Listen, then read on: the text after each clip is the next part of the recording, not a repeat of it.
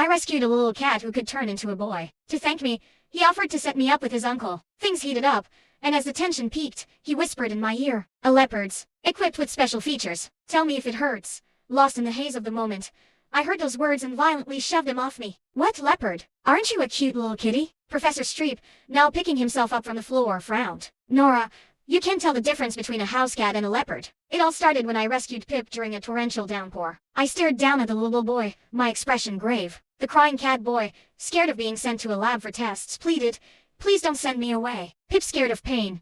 My heart melted. I scooped him into my arms, promising I wouldn't give him away. "But you have to tell me, what's the deal with these ears and a tail?" Sniffling, Pip reached up to touch his ears and tail. "These? Yes, everyone in my family has them. A grown-up like you should be able to hide your tail really well. Mommy says I'm still little, so my control is not so good." My brain short-circuited. Everyone in his family. So, he wasn't the only one? Had the world gone mad? Or was it me? While feeding him, I avoided anything that might upset a feline stomach. Pip suddenly leaned in close. "Miss, are you single? To repay you for saving my life, I want to introduce you to my uncle. He's handsome and rich." I placed a hand on his forehead and pushed him back. "You just focus on your dinner. I'll figure out how to get you home." "But my uncle is really handsome.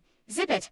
He finally quieted down. Just then, the doorbell rang. I quickly draped a blanket over Pip. An imposingly tall man stood there, radiating an intimidating aura. I had to crane my neck to look at the buttons on his shirt. "You found a child today," he stated, his tone making me feel like a thief instead of a rescuer. "Who are you?" I stepped forward, blocking his path. "If you don't explain yourself, I'm calling the police."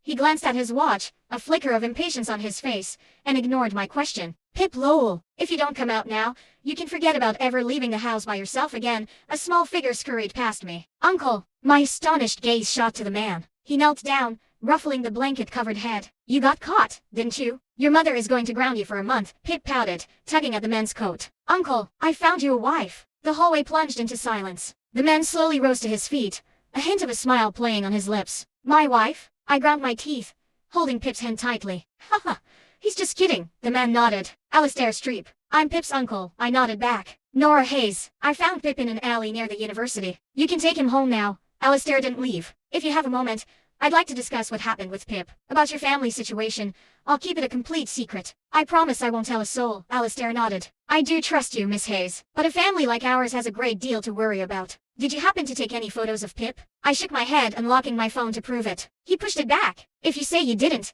then you didn't." "I believe you." I had to ask, can people like you, non-humans, live among regular humans? There are more of us than you might think. We hide our true nature in human society. We have our own governing bodies,